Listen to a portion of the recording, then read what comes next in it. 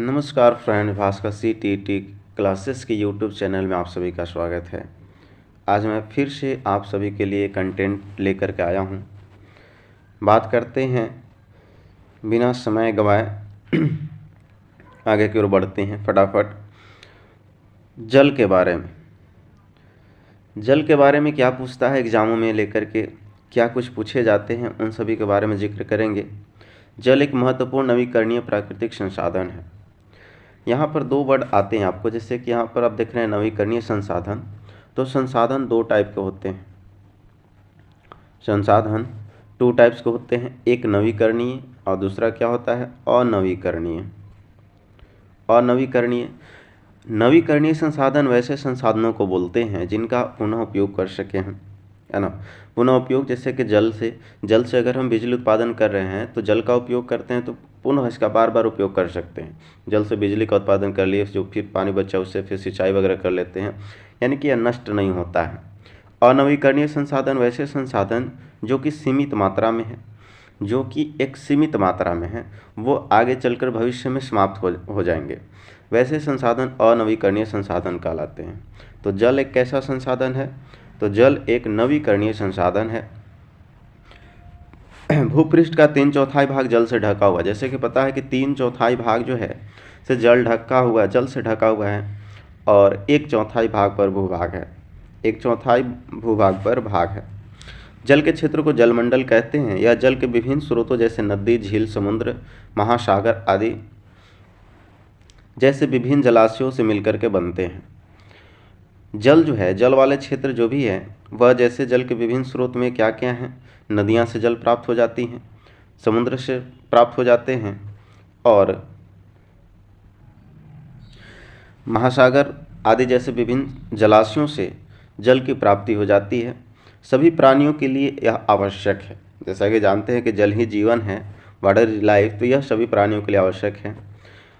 यहाँ पर मुख्य बात याद रखने वाली आपको ये बातें हैं कि जल एक क्या है, जल क्या है? तो जल आप जैसे कि देखिए नवीकरणीय संसाधन है, और साथ ही साथ में आप याद रखेंगे कि पूरे भूभाग पर 3/4 भाग में क्या है, जल पाए जाते हैं।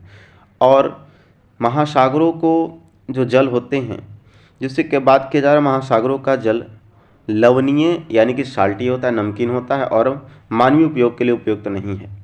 जितने भी महासागरों में जल दिखाई पड़ते हैं वह हमारे उपयोग हेतु नहीं हो पाते हैं, क्योंकि यह लवणीय जल होते हैं। अलवण जल, फ्रेश जल केवल 2.7% ही है।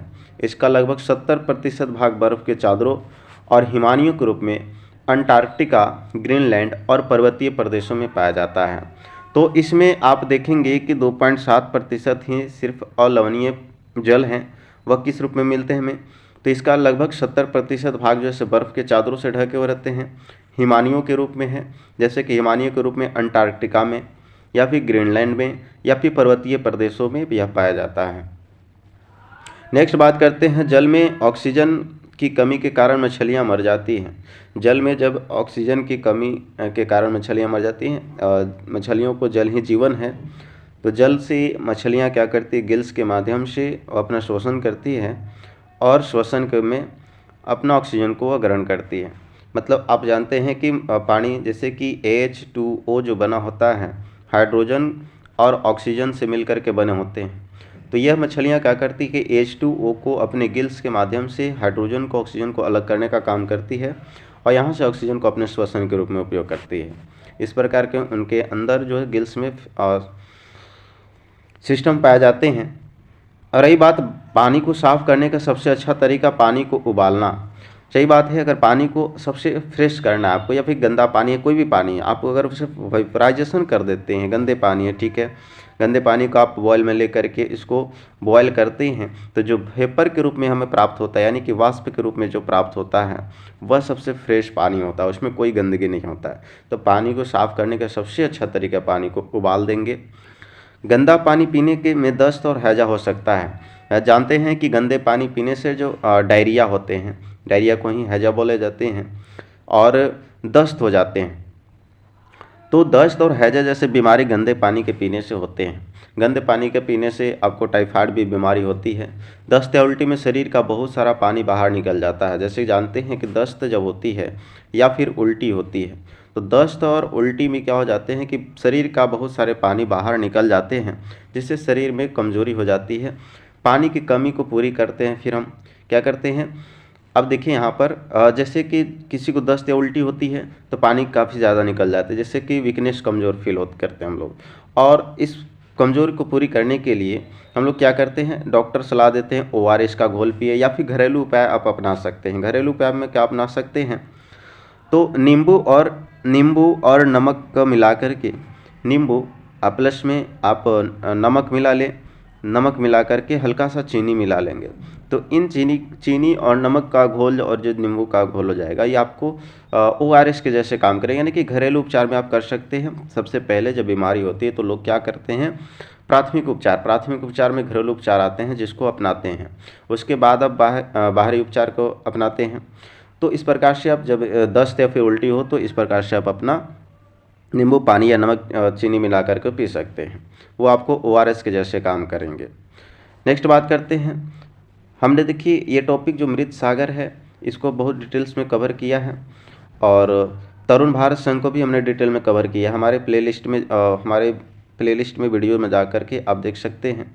कुआं या बावड़ी के बारे में भी हमने बहुत अच्छे से डिटेल्स में जिक्र किए हैं। कुएं में सूखने के कारण ये भी हमने घड़सीसर तालाब, इन सभी के सभी टॉपिक्स को, गैस के बारे में, पेट्रोलियम के बारे में, है ना, गोलकुंडा फोर्ट के बारे में, इन सभी के बारे में अच्छे से डिस्कस करा है। तो आप हमारे YouTube चैनल के प्लेलिस्ट वीडियो में जा कर के आप ज़रूर देखें। नेक्स्ट बात करते हैं असम की।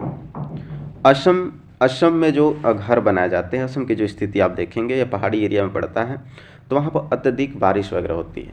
तो अत्यधिक वर्षा होने के कारण अब से देखेंगे आप, जो भी पहाड़ी एरिया में घर मिलेंगे आपको, सभी के सभी लकड़ी बांस के बने होते मिलते हैं, क्योंकि ऊंचे स्थानों पर जो सीमेंटेड या कंक्रीट ले जाना आसान नहीं होते हैं, और वहाँ पर बारिश अधिक होती है, जिस वजह से ऊंचे ऊंचे घर बनाए जाते हैं। जैसे कि असम में घर ज़मीन से 10 या 12 फीट ऊंचे बनाए जाते हैं। जैसे देखेंगे इसकी ऊंचाई जो होगी लगभग 10 से 12 फीट ऊंचाई होती है। ऊंचाई में बनाने का कारण यह है कि यहाँ अत्यधिक वर्षा होती है। ऊंचाई में बनाने की वजह भारी वर्षा होती है। बांस से बनाए जाते हैं और अंदर भी लकड़ियों का ही प्रयोग किया जाता है। जैसे देखेंगे बाहर अंदर सभी लकड़ियों का ही प्रयोग किया जाता है। यहाँ तक कि यहाँ पर कि असम में जो बांस या रस्सी के पुल भी बनाए जाते हैं, यानी कि पुलिया भी जो बनाए जाते हैं वो बांस या रस्सी के ही बनाए जाते हैं। घर भी बांस या लकड़ी के बनाए जाते हैं। यहाँ बारिश बहुत अधिक होती है, कभी कभी घुटनों तक पानी भर जाता है। जैसे हमने बताया कि बारिश अधिक होने के कारण यहाँ पर घर की ऊंचाई काफ़ी ज़्यादा 10 से 12 फीट होती है, और लकड़ी बांस का प्रयोग करने का वजह यह है कि पहाड़ी क्षेत्र में पड़ता है, जिससे कि आसानी होता है, लकड़ियाँ आसानी से मिल जाती हैं, और इसलिए वहाँ पर लकड़ियों का घर ज़्यादातर बनाए जाते हैं। एक बात आप याद रखेंगे कि यहाँ बांस को गरीबों का टिम्बर कहा जाता है। यहाँ बांस को गरीबों का टिम्बर कहा जाता है। यह बांस बहुत ही उपयोगी आपको पौधा है। बांस के देखेंगे हर एक जगह पर लगभग बहुत सारा उपयोग है, यानी कि यह जो है से अत्यंत उपयोगी हो जाता है असम के लोगों को रहने के लिए। बात करते हैं कि असम के जो प्रमुख जो पर्व हैं, बिहू पर्व, इनके बारे में जिक्र करते हैं कि बिहू पर्व आखिर क्या होते हैं। देखेंगे मैं बता दूं आपको कि बिहू पर्व जो है किसानों के द्वारा फसल के उत्पादन, यानी कि चावल जो उत्पादन होती है, तो चावल के उत्पादन में खुशी के उपलक्ष्य में बिहू पर्व का आयोजन किया जाता है। माघ के बिहू 14 से 15 जनवरी, यानी कि असमिया कैलेंडर से अगर ले तो 10वें महीना माघ की प्रथमा एवं द्वितीया तिथि को यह मनाया जाता है। पहले दिन इसे क्या बोलते हैं, उरुक्का कहा जाता है। पहले दिन को उरुक्का, उन लोग को अपनी भाषा में, असमिया भाषा में क्या बोला जाता है।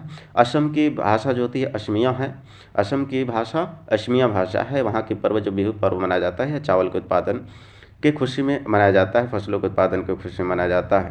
पहले दिन को क्या बोला जाता है, उरुक्का बोला जाता है, और यह 14 से 15 जनवरी को मनाया जाता है। नेक्स्ट अगर बात करें तो इस दिन में क्या होता है, इस दिन अस्थाई शेड यानी छप्पर बनाते हैं लोग। क्या करते हैं, छप्पर बनाते हैं, जिससे भेला बोला जाता है। जिसे क्या बोलते हैं, भेला घर बोलते हैं। भेला घर आप देखेंगे तो पूरी तरह से छप्पर, जैसे हम लोग छप्पर गाय मवेशियों को रहने के लिए बनाते हैं, या जो गरीब लोग हैं वो भी अपने घर रहने के लिए छप्पर वगैरह बनाते हैं। घास फूस का जो उपयोग करके जो छा लेते हैं ऊपर से घरों में, उसे छप्पर बोलते हैं हम लोग। तो अस्थायी शेड के रूप में, अस्थायी शेड के रूप में यह बनाते हैं, जिससे क्या कहते हैं वहाँ के लोग भेला घर। तो कभी कभी एग्जाम में ये भी पूछता है कि भेला घर कहाँ बनाए जाते हैं, तो याद रखेंगे कि आश्रम में बनाए जाते हैं। सामूहिक भोज का आयोजन होता है, और उस समय क्या होता है, सामूहिक एक साथ भोज का आयोजन किया जाता है, एक साथ भोजन किए जाते हैं। कहा जा रहा है कि बोरा आश्रम में खाए जाने वाले चावलों की एक किस्म है। बोरा क्या है, चावलों की एक किस्म है जो कि आश्रम में खाए जाते हैं, जो पकाने के बाद चिपचिपे हो जाते हैं।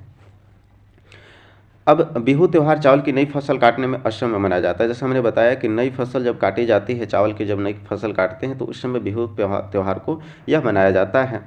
अभी हमने बात किया था कि भेला घर जो छप्पर से बनाए जाते हैं, छप्पर वाले घर को भेला घर बोला जाता है। भेला घर जो है घास बाँस से बनाया जाता है। हमने बताया कि जो छप्पर बनाए जाते हैं घास का उपयोग करके और बाँसों का उपयोग करके बनाए जाते हैं।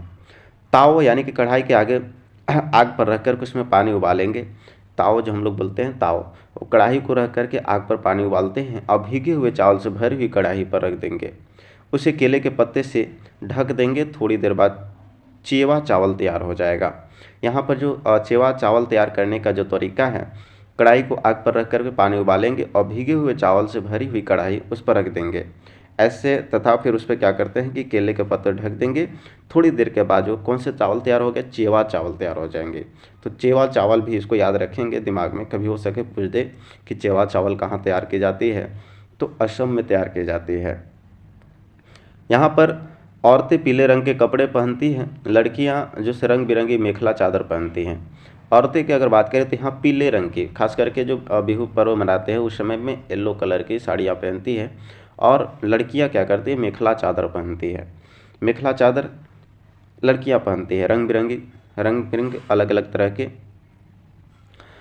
बात किया जा रहा है कि भात सुक्तो चावल और रस्से वाली सब्जियों को कहते हैं। भात जो हम लोग जनरली उपयोग करते हैं, जो चावल बनाते हैं भात बोलते हैं, हमारे आसपास की भाषा में ये बोली जाती है।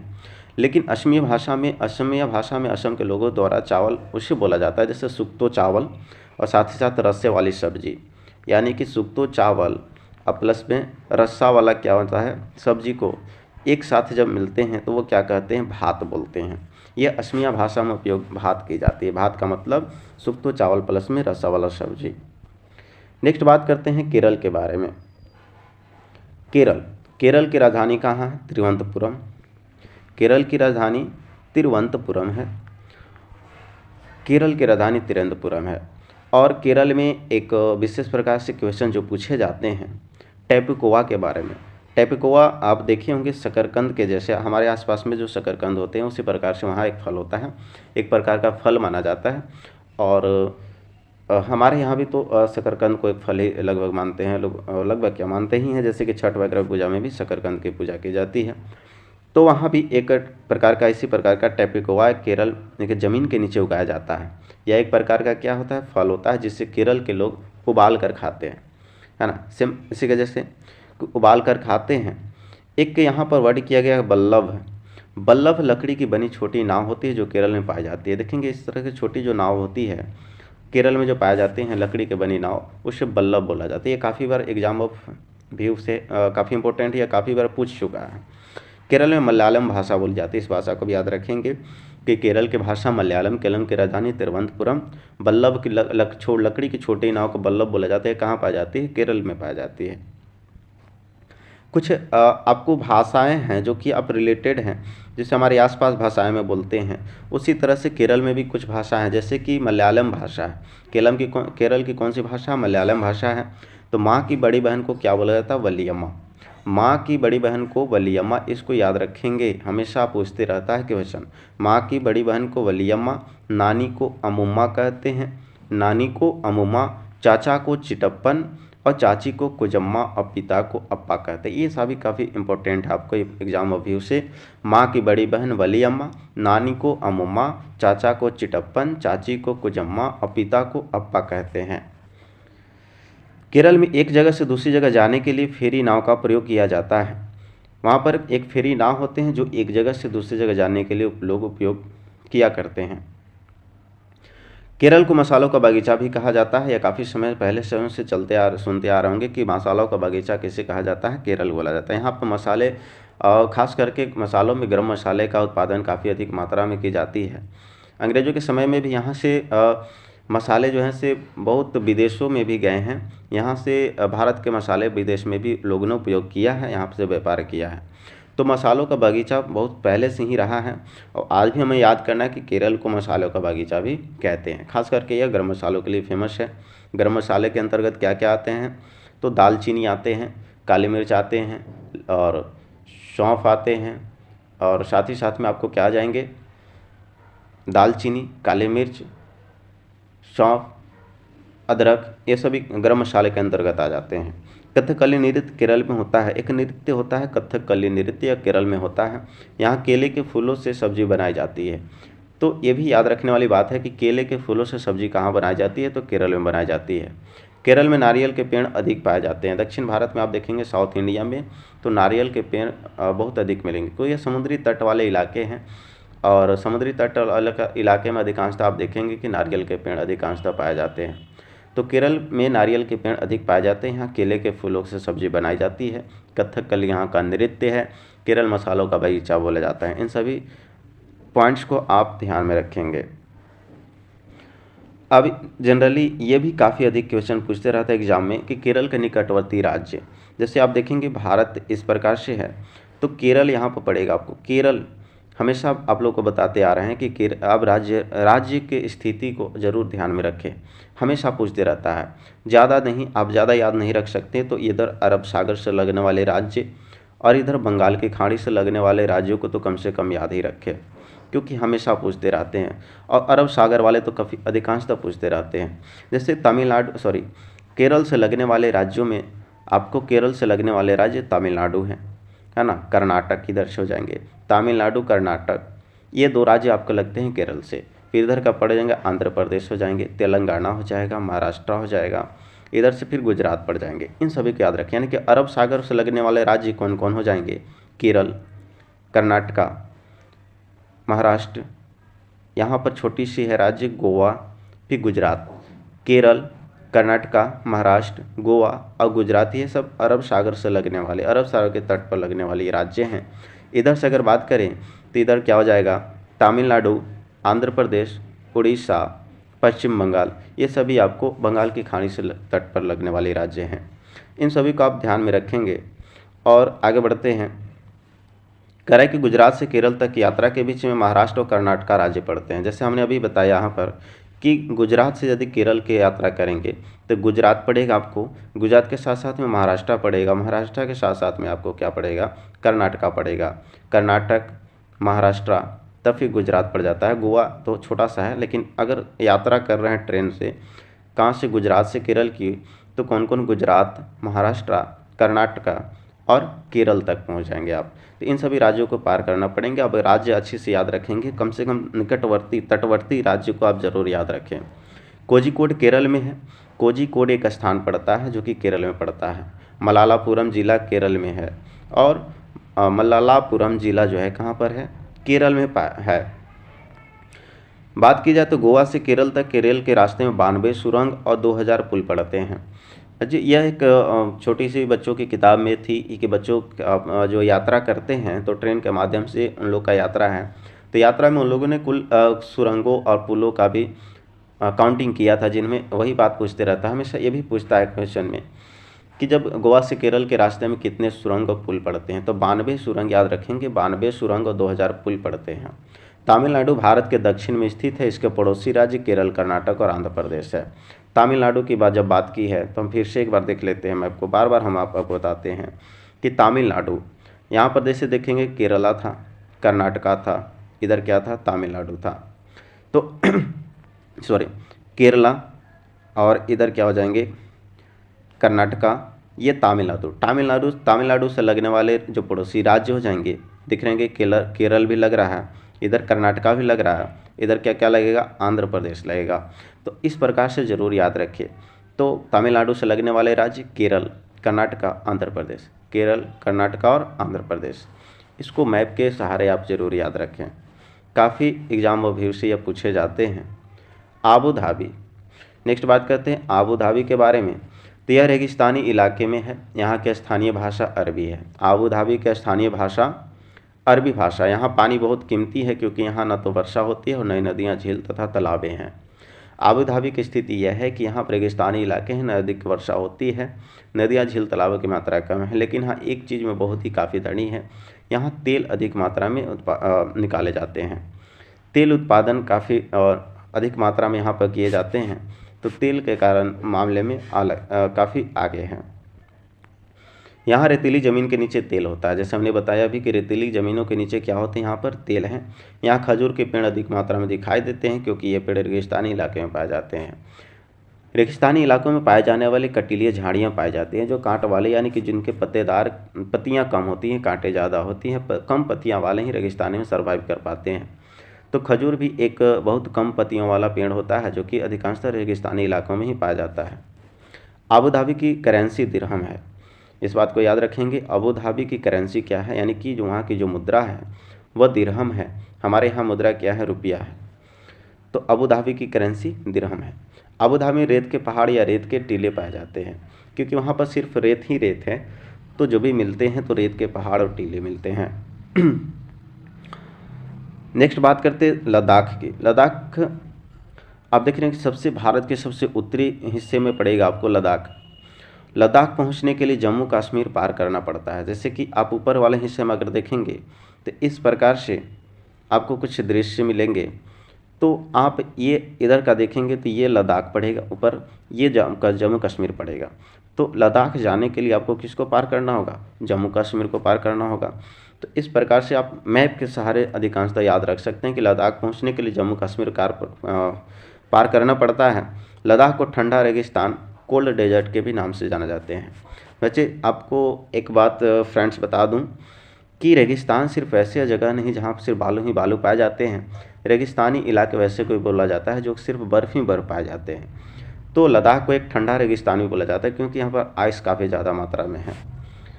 काफ़ी यहाँ पर वर्षा कम होती है। जैसे अगर वर्षा की बात करें तो 40 सेंटीमीटर से कम वर्षा यहाँ पर होती है। यहाँ 1 या 2 फ्लोर की बिल्डिंग होती है। जो घर बनाए जाते हैं 1 या 2 फ्लोर की बिल्डिंग बनाए जाते हैं और यहाँ घर पत्थर के होते हैं जिनकी छत और फर्श लकड़ी की होती है। दीवार मिट्टी और उस पर चूने की मोटी परत चढ़ी होती है। जैसे हमने बताया अभी कि यहाँ पर जो घर बनाए जाते हैं, देखिए काफ़ी सब ये जो सभी टॉप पॉइंट्स हैं ना, ये सभी पॉइंट्स ऑप्शन में डाल देंगे। आपको पूछेंगे कहाँ के घर के, आपको मैच करना, मिलान करने पड़ेंगे। तो यहाँ पर जो घर है 2 फ्लोर वाली बिल्डिंग कहाँ बनाई जाती है, लद्दाख में बनाई जाती है। घर किससे बनाए जाते हैं, पत्थर के बनाए जाते हैं। छत अगर फर्श की बात करें तो लकड़ी की होती है। दीवार मिट्टी की और उस पर चूने की मोटी परत चढ़ी होती है। यहाँ कम बारिश होती है। हमने पहले बताया कि यहाँ 40 सेंटीमीटर से भी कम वर्षा होती है। तो यहाँ कम बारिश होती है। यहाँ पेड़ पौधे नहीं पाए जाते हैं। लकड़ियों की सीढ़ी का प्रयोग किया जाता है। यहाँ पर लकड़ियों की सीढ़ी का प्रयोग किया जाता है। पेड़ पौधे नहीं पाए जाते हैं क्योंकि अधिक ठंड गिरती है यहाँ लद्दाख वाले एरिया में। मोटे पेड़ का तना छत को मजबूत करने में मदद करता है। जो मोटे मोटे जो पेड़ के जो तना होते हैं वो छत को क्या करते हैं, मजबूती प्रदान करते हैं। एक बात और याद रखने वाली बात है, इस चीज़ को बहुत गौर से आप ध्यान रखेंगे कि ग्राउंड फ्लोर में जानवरों को रखा जाता है। जानवरों को कहाँ रखा जाता है, सर्दी में, ठंडी में ग्राउंड फ्लोर में रखा जाता है। हमेशा तो सर्दी ही पड़ती रहती है। तो ग्राउंड फ्लोर मतलब निचले फ्लोर पर जानवर को रखा जाता है, ऊपरी फ्लोर पर लोग रहते हैं। तो जब ज़्यादा सर्दी पड़ जाती है, जब ज़्यादा सर्दी पड़ती है तो खुद भी ग्राउंड फ्लोर में रहने आ जाते हैं। ऊपर से ज़्यादा ठंडी लगती है, नीचे थोड़ा कम ठंड लगती है, तो लोग क्या करते हैं कि खुद भी ग्राउंड फ्लोर में ही रहने आ जाते हैं। और एक बात याद रखें, ग्राउंड फ्लोर में विंडो नहीं हो, खिड़की वगैरह नहीं होती है ताकि हवा पास न करें, ठंड कम लगे। गर्मी के मौसम में यहाँ लोग फल सुखा लेते हैं। गर्मी के मौसम में क्या करते हैं, यहाँ के लोग फल सुखा लेते हैं और सर्दियों में इनका इस्तेमाल करते हैं। जैसे सूखे फल का प्रयोग करते हैं। लद्दाख क्षेत्र भारत का सबसे ठंडा रेगिस्तान है। लद्दाख क्षेत्र की बात करें तो ये भारत का सबसे ठंडा रेगिस्तान है। जैसे कि अगर हमने पूरे आपको भूभाग पर बताया था कि ये पूरे के पूरे पृथ्वी है, 1 मिनट, ये पूरा पृथ्वी है। अब पृथ्वी में यहाँ पर क्या है, इक्वेटर, जैसे विषुवत रेखा बोलते हैं, ये हो जाता है कर्क रेखा होता है, ये मकर रेखा होती है। कर्क रेखा भारत के बीचों बीच रेखा से गुजरती है। अब जैसा हमने बताया कि इधर जो विषुवत रेखा के जो नज़दीक पड़ते हैं वहाँ पर अधिक गर्मी पड़ती है, और जैसे जैसे विषुवत रेखा से ध्रुव की ओर बढ़ेंगे ठंड बढ़ते जाएगी।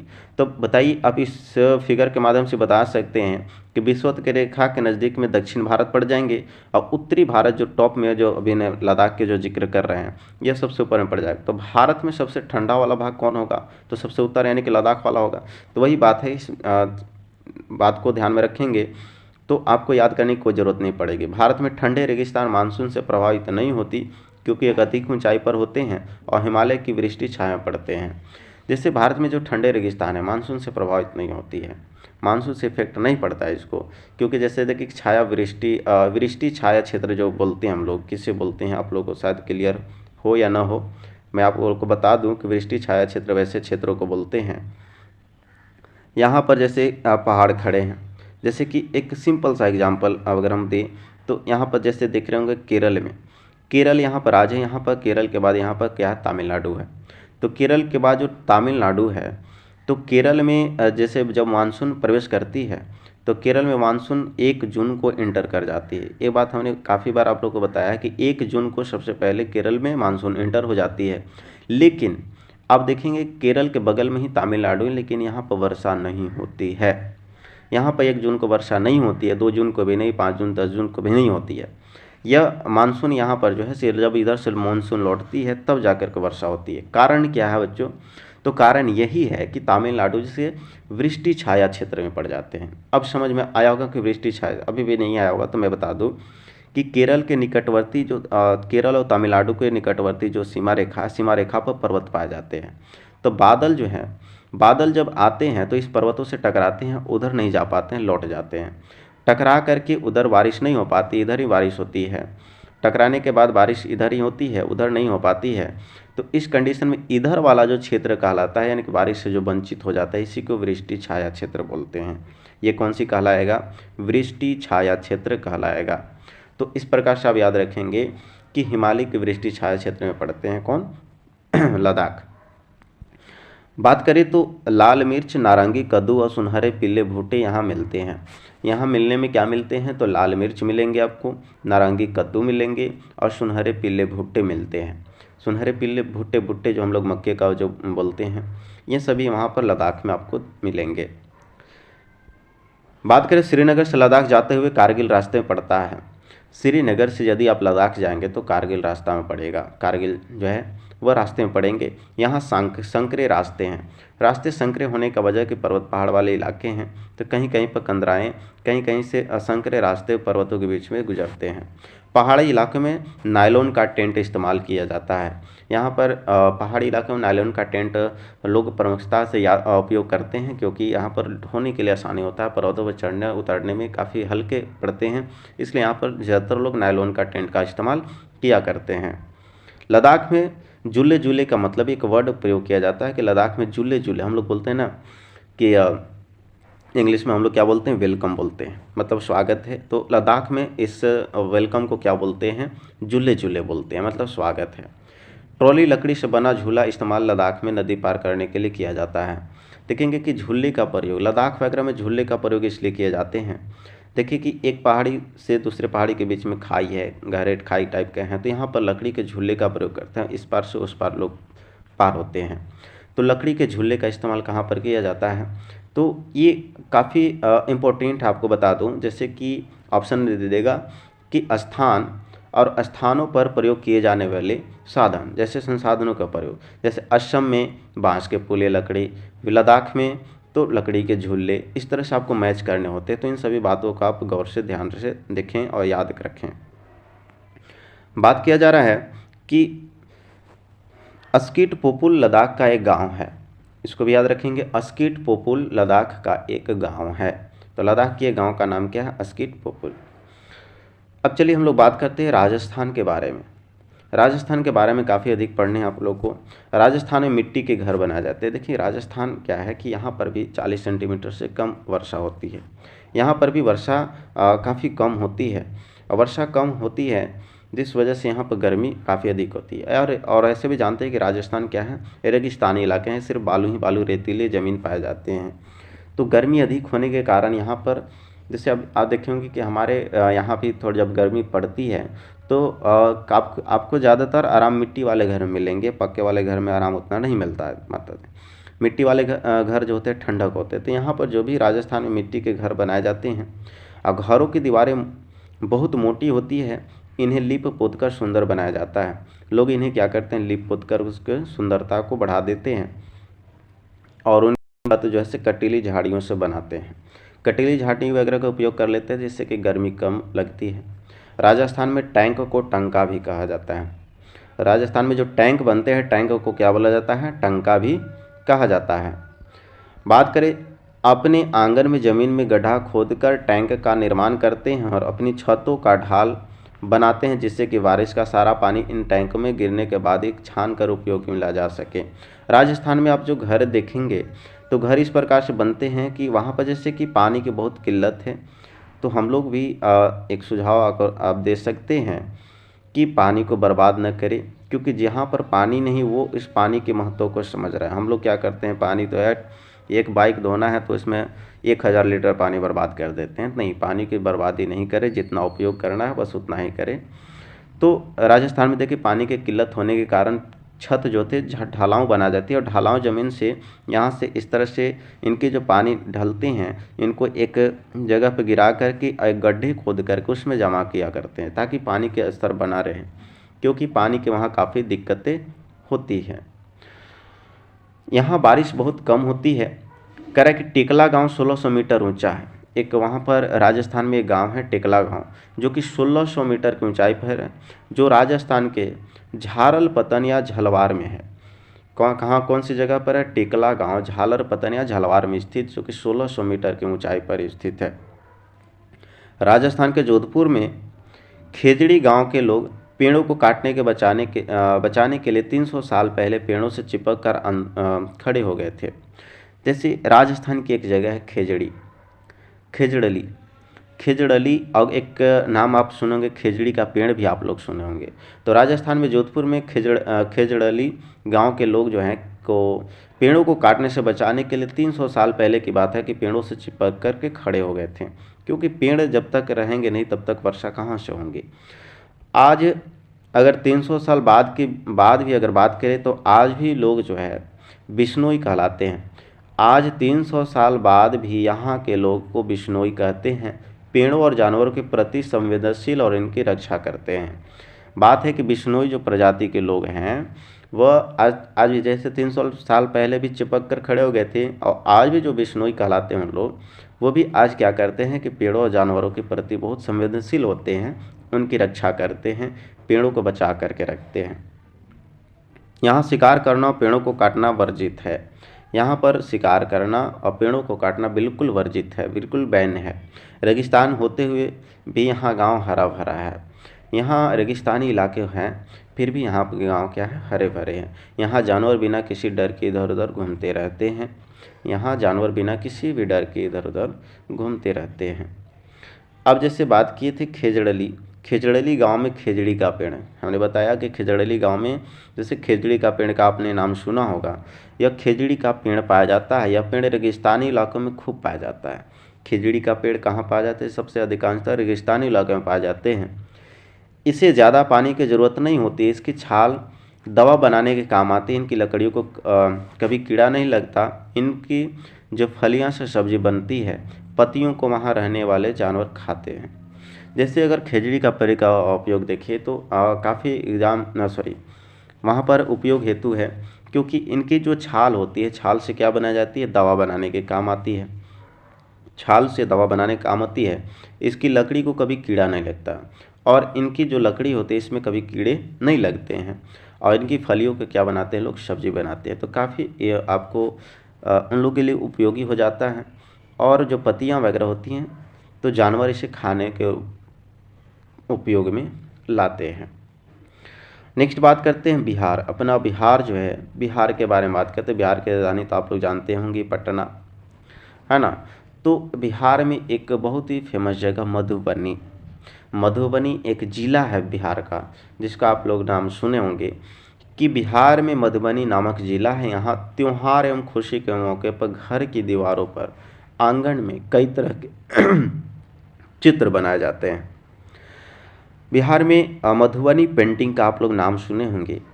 मधुबनी पेंटिंग काफ़ी फेमस पेंटिंग है, मिथिला के पेंटिंग है, मधुबनी पेंटिंग इसका नाम दिया गया है। तो यह चित्र पिसे हुए चावल के घोल से रंग मिलाकर बनाए जाते हैं। अगर बात करें मधुबनी पेंटिंग की, तो यह पूरी तरह से प्राकृतिक रूप से तैयार किए जाते हैं। कोई भी मैन मेड जो कलर्स होते हैं उसका उपयोग नहीं किया जाता। जैसे कि कलर्स में रंग बिरंग जो फिगर बनाने होते हैं उनके में चावल के घोल का मिला करके बनाए जाते हैं। और रंग के रूप में जो जैसे रंग बनाने के लिए नीला, हल्दी फूल, है ना, नील जो है, सॉरी नीला बोल रहे हैं, नील, हल्दी, फूल और पेड़ों के रंग आदि का इस्तेमाल किया जाता है। यानी कि कृत्रिम तरीके से नहीं उपयोग किए जाते, इसमें जो प्राकृतिक तौर से जो प्राप्त हो पाते हैं उनका उपयोग इनका मिथिला पेंटिंग यानी कि मधुबनी पेंटिंग में प्रयोग किया जाता है। अगर बात किया जाए तो चित्रों के रूप में, जैसे आप देखेंगे चित्र वगैरह मधुबनी पेंटिंग का दृश्य आप देखना चाहें तो आप पटना में देखेंगे के स्टेशनों पर जो फिगर बनाए हैं दीवारों वगैरह पर, या फिर गांधी मैदान के जो बाउंड्री देखेंगे उस पर फिगर बनाए गए, तो सभी के सभी मधुबनी पेंटिंग के चित्र बनाए गए हैं। चित्रों में जैसे क्या बनाए जाते हैं, इंसान के, मानव के फिगर बनाए जाते हैं, जानवरों के फिगर, पेड़ की, फूल, पक्षियों, मछलियाँ आदि सभी जंतुओं के बनाए जाते हैं। मधुबनी चित्रकला बहुत पुरानी है, इसका नाम इसके ज़िले के नाम पर ही पड़ गया। मधुबनी पेंटिंग इसका ज़िला यानी मधुबनी ज़िला है, इसलिए इसका नाम मधुबनी पेंटिंग के नाम से पड़ गया।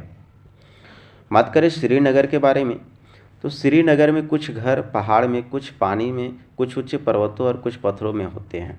श्रीनगर की कुछ ऐसी स्थिति है जिससे कि कुछ घर पहाड़ों में आपको देखने को मिलेंगे, कुछ घर पानियों में मिलेंगे और कुछ पर्वतों और कुछ पत्थरों के बीच में पत्थरों में होते हैं। इन पर लकड़ी के सुंदर डिजाइन बने होते हैं। इन पर क्या होते हैं, लकड़ी के सुंदर सुंदर डिजाइन बने होते हैं। हाउस बोट 80 फीट तक लंबी हो सकती है और 8 से 9 फीट तक चौड़ी होती है। हाउस बोट कहने का मतलब कि हाउस बोट होते हैं कि एक नाव होती है, नाव की लंबाई कितनी होती है, 80 फीट लंबी होती है और 8 से 9 फीट यह चौड़ी होती है। हाउस बोट एक चलता फिरता घर होता है जो कि झीलों में चलती है, इसी में घर वगैरह होते हैं, इसी में लोग खाने वगैरह भी बनाते हैं, मतलब एक तरह से रहने का काम भी इस पर होता है। यानी कि एक चलता फिरता घर है। हमारा जो घर है अस्थायी बनाया गया है और नाव पर जो घर बनाया जाता है चलता फिरता घर, यानी कि हाउस बोट के नाम से जाने जाते हैं, जिसकी लंबाई 80 फीट और 8 से 9 फीट चौड़ी होती है।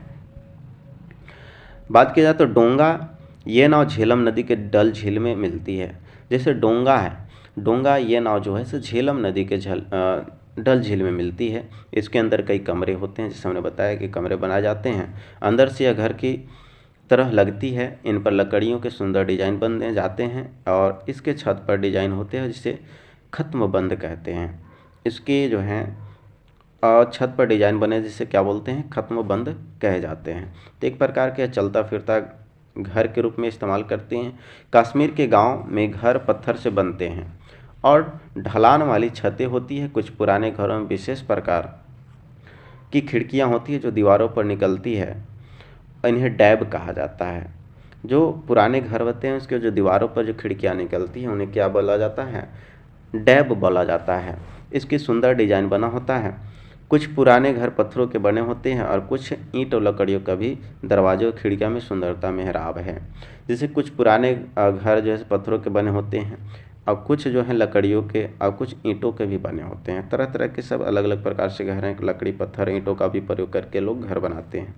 दरवाजे और खिड़कियों में सुंदर मेहराब होता है, सुंदर डिजाइन वगैरह बनाए जाते हैं। बात किया जाए तो शिकारा नाव पर्यटकों को आकर्षित करती है। यहाँ पर शिकारा नाव होती है जो कि पर्यटक को काफ़ी अट्रैक्टिव लगते हैं, काफ़ी आकर्षक प्रतीत होते हैं।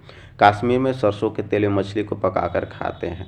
इस बात को याद रखेंगे, कश्मीर में मछली को पकाकर, किस में, तो मछली को तेल कौन सा तेल में, सरसों का तेल में, जो हम लोग भी सरसों का तेल में उपयोग करते हैं, तो मछली को बनाने के लिए सरसों तेल का उपयोग करते हैं।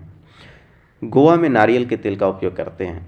ये काफ़ी एग्जाम पूछा गया है, क्वेश्चन है कि नारियल के तेल का उपयोग, नारियल के तेल में मछली कहाँ बनाते हैं, तो गोवा में बनाते हैं और कश्मीर में सरसों का तेल का उपयोग करके मछली को बनाते हैं। कहवा कश्मीर के खास किस्म की चाय है। कहवा एकमात्र ऐसी जगह जहाँ कश्मीर में ही उत्पादन की जाती है। कहवा क्या है, तो एक प्रकार के बोले तो चाय के किस्म है, चाय का ही प्रकार है। उर्दू, डोंगरी, कश्मीरी भाषा है। कश्मीरी भाषा कौन कौन सी है? उर्दू है, डोंगरी है और कश्मीरी। हम लोग तो जानते हैं कि कश्मीर की भाषा कश्मीरी, लेकिन इसके अलावा भी याद रखेंगे डोंगरी और उर्दू। डोंगरी और उर्दू, कश्मीरी, ये सभी क्या है? कश्मीर की भाषा है। नेक्स्ट अगर बात करें मनाली की, मनाली आप देखेंगे कि काफ़ी नाम सुने होंगे मनाली का, जो लोग पर्यटक के रूप में घूमने जाते हैं, मनाली जाते हैं, ऊटी जाते हैं। तो मनाली में बारिश भी होती है, यहाँ बर्फ़ भी पड़ती है। यह घर पत्थर और लकड़ी के बने होते हैं जिनका छतें ढालू होते हैं। मनाली में भी जो घर हैं और बारिश यहाँ पर होती है, बर्फ़ भी पड़ती है और साथ ही साथ यहाँ घर पत्थर और लकड़ियों के बने होते हैं जिसकी छतें ढालू होती है। यह मनाली की बात थी।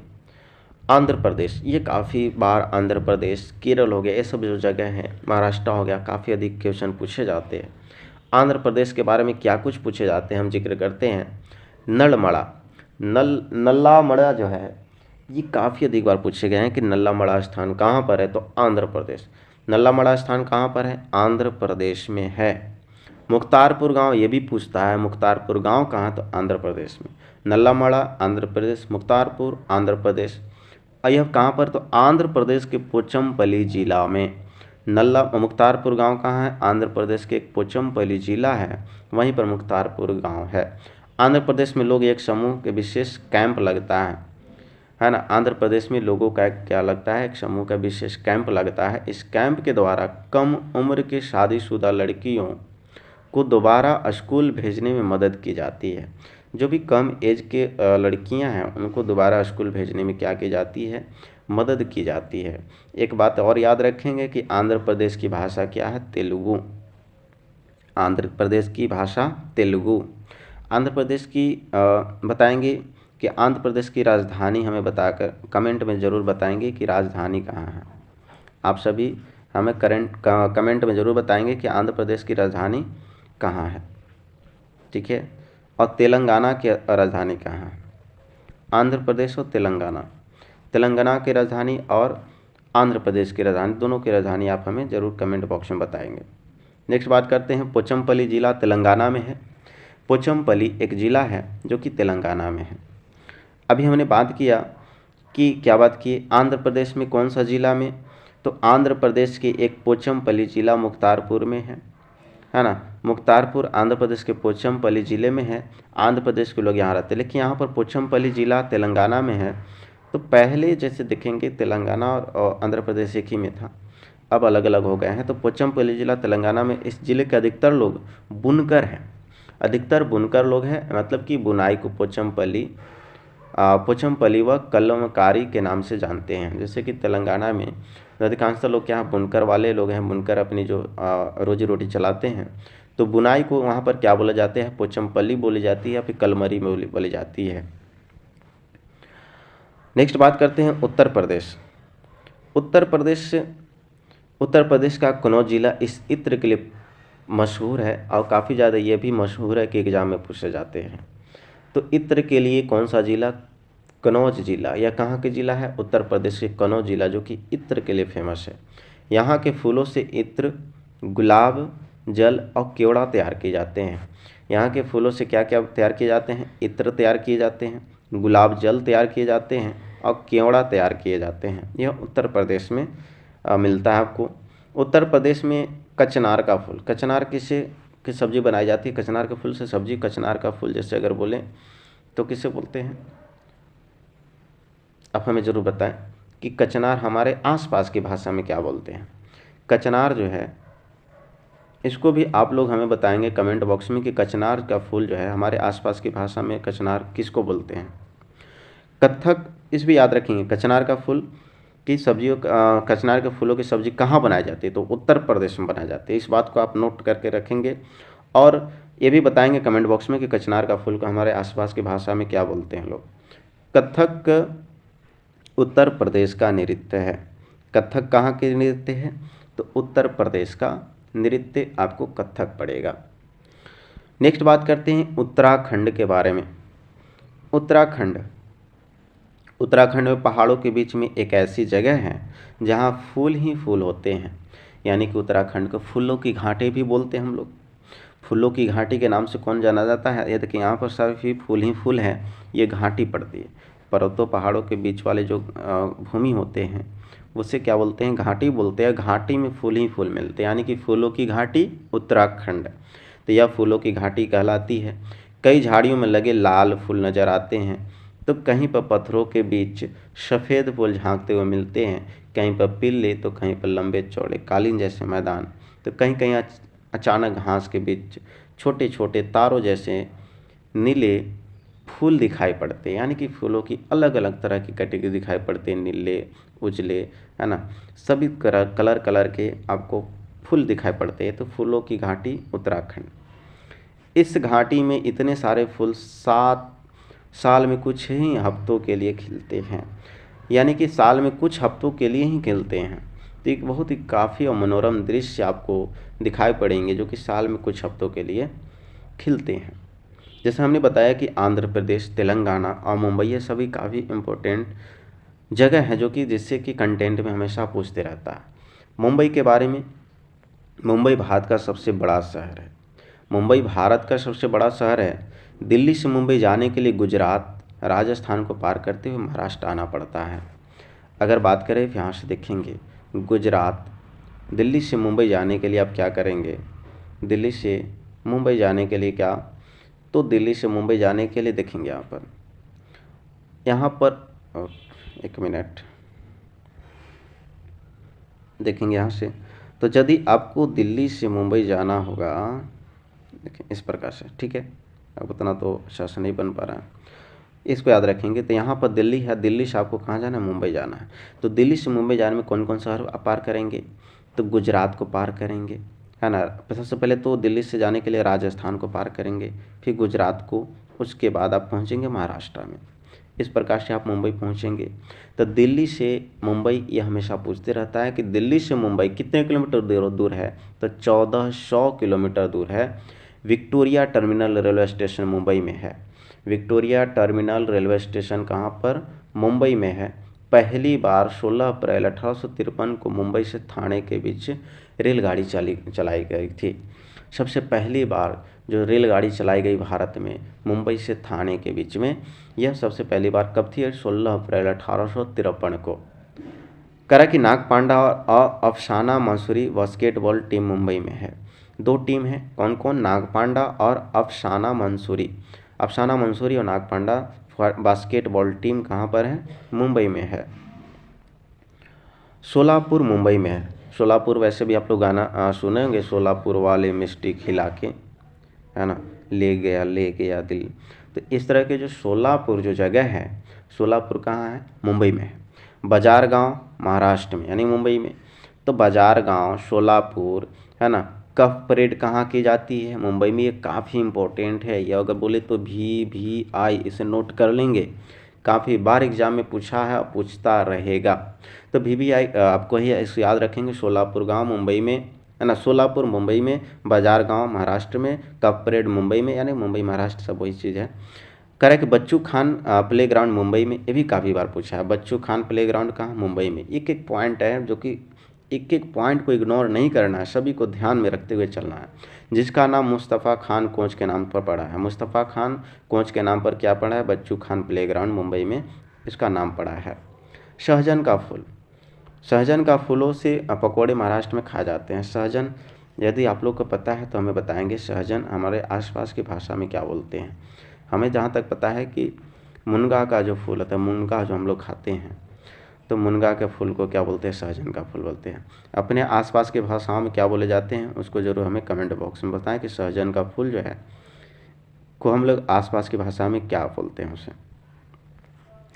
करला है कि वरली एक पारंपरिक कला है जिसका प्रचलन महाराष्ट्र में है। वरली एक क्या है? पारंपरिक कला है जो शुरुआत पहले से चलते आ रहे हैं, कला हैं जिनका प्रचलन कहाँ? महाराष्ट्र में, या महाराष्ट्र गुजरात सीमा पर सर्वाधिक देखने को मिलते हैं। जैसे कि यहाँ पर देखेंगे, यहाँ पर आपको महाराष्ट्र पड़ जाएंगे और ये गुजरात वाली सीमा। तो महाराष्ट्र और गुजरात वाली सीमा पर कौन सी? वरली एक पारंपरिक कला है जिनका प्रचलन कहाँ पर? अधिकांश महाराष्ट्र में है, जो कि गुजरात और महाराष्ट्र की सीमा पर अधिकांशतः देखने को मिल जाते हैं। नेक्स्ट बात करते हैं मिजोरम की।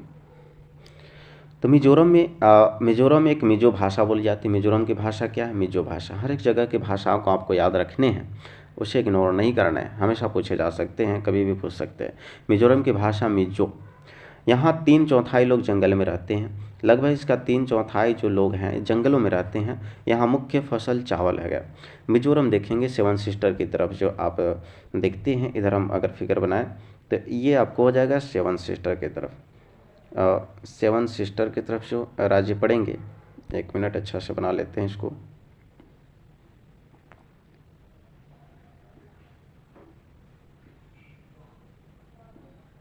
इस तरह से यहाँ पर बताएंगे कौन सा राज्य? अरुणाचल प्रदेश, नागालैंड, मिजोरम, है ना, मणिपुर। अरुणाचल प्रदेश, नागालैंड, मिजोरम, मणिपुर, और ये क्या हो जाएगा? इस तरह से ये हो जाएगा त्रिपुरा, ये हो जाएगा असम, यहाँ हो जाएगा मेघालय। तो इस तरह से आपको राज्यों को याद रखना है। तो मिजोरम जो देखेंगे काफ़ी इधर पूर्वी साइड में पड़ेंगे। तो मिजोरम की भाषा कौन सी? मिजो भाषा बोली जाती है। यहाँ 3/4 लोग जंगलों में रहते हैं। यहाँ की मुख्य फसल की बात करें तो चावल है। यहाँ खेती की लॉटरी निकाली जाती है। ज़मीन को साझा मानकर सभी लोगों को बारी बारी उस ज़मीन पर खेती करने का अवसर मिलता है। मिजोरम बांस के बर्तन बनाए जाते हैं। झूम खेती मिजोरम में होती है। जैसे अगर बात करें मिजोरम के टोटल एग्जाम ऑफ से क्या क्या इंपॉर्टेंट आपको हैं, तो ज़मीनों के जो लॉटरी निकाले जाते हैं कहाँ पर? मिजोरम में निकाली जाती है। और लॉटरी टाइप जैसे कि अब किसको बारी आएगी तो बारी बारी से लोग उसमें ज़मीन में खेती का अवसर मिलता है हर एक लोगों को। और मिजोरम में बांस के बर्तन बनाए जाते हैं। जो भी बर्तन बनाए जाते हैं बांस वगैरह के बर्तन बनाते हैं। झूम खेती मिजोरम में पाई जाती है। झूम खेती के बारे में आप लोग को बहुत ही अच्छे से डिटेल में कवर किया है। नहीं देखे हैं तो पीछे का वीडियो आप लोग ज़रूर देख लें कि झूम खेती से काफ़ी बार अधिकांशतः क्वेश्चन पूछे गए हैं, पूछे जाते हैं और पूछेंगे भी। तो आप इसे ध्यान से देख लेंगे, पीछे वाले प्लेलिस्ट में जाकर वीडियो में देख सकते हैं। कर्नाटक की बात करें, कर्नाटक की भाषा कौन सी है? कन्नड़ भाषा, है ना। मिजोरम को मिजो भाषा, कर्नाटक की भाषा कौन सी है? कन्नड़ भाषा है। कर्नाटक से भी क्वेश्चन जैसे पूछे जाते हैं। वेलवनिका गाँव, वेलवनिका गांव कहाँ? कर्नाटक में। सभी गांवों को एक बार हम आप लोग को अगर चाहें तो अगर हम एक बार क्या कर सकते हैं, सभी गांवों को एक साथ लेके, जैसे कि आंध्र प्रदेश में कौन कौन से गांव हैं जो कि अधिकांश सब पूछे जाते हैं। महाराष्ट्र में होने वाले गाँव के नाम पूछे जाते हैं। उत्तर प्रदेश में, कर्नाटका में, सभी जगह से गाँव के नाम पूछे जाते हैं। तो हम आपके लिए एक स्पेशल वीडियो लाएंगे जिसमें सभी गाँवों का सिर्फ जिक्र होगा ताकि याद करने में आसानी हो। वैसे हम इसमें भी याद करेंगे कि वेलवनिका गाँव कहाँ? कर्नाटक।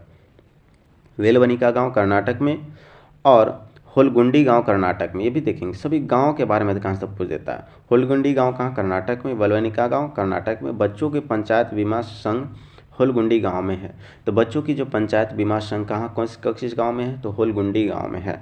यह कहाँ पड़ता है? तो कर्नाटक में पड़ता है। देखिए कर्नाटक की भाषा कन्नड़, होलगुंडी गाँव, वेलवनिका गाँव, ये सभी के सभी आपको कर्नाटक में पड़ते हैं।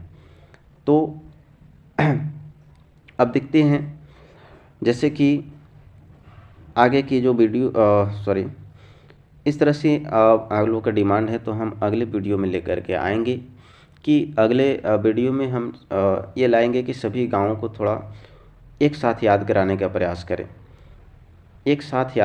प्रयास करें, ताकि आप लोगों को कोई दिक्कत नहीं हो। ठीक है दोस्तों, और नेक्स्ट हम बात करेंगे, नेक्स्ट वीडियो में मेरा जो वीडियो लेकर के आएंगे ऊर्जा के बारे में जिक्र करेंगे, है ना। और इसी तरह से हमें सहयोग करने के लिए हमारे चैनल को सब्सक्राइब, लाइक और शेयर ज़रूर करें ताकि हमारी भी ऊर्जा बनी रहे। इसी के साथ हम अपने सेशन को समाप्त करते हैं। Thank you.